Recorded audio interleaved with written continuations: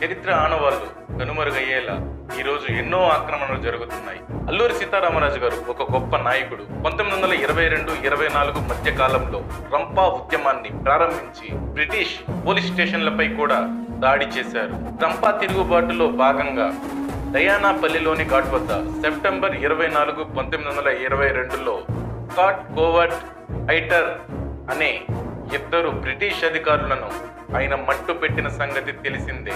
ఈ రంపా ఉద్యమంలో ఆసక్తికరంగా తెలుసుకోవాల్సిన విషయాలు ఏమిటంటే, చనిపోయినటువంటి బ్రిటిష్ అధికారుల యొక్క దేహాలను తీసుకురావటానికి రూదర్ఫర్డ్ అల్లూరి సీతారామరాజు గారితో చర్చలు జరిపారు.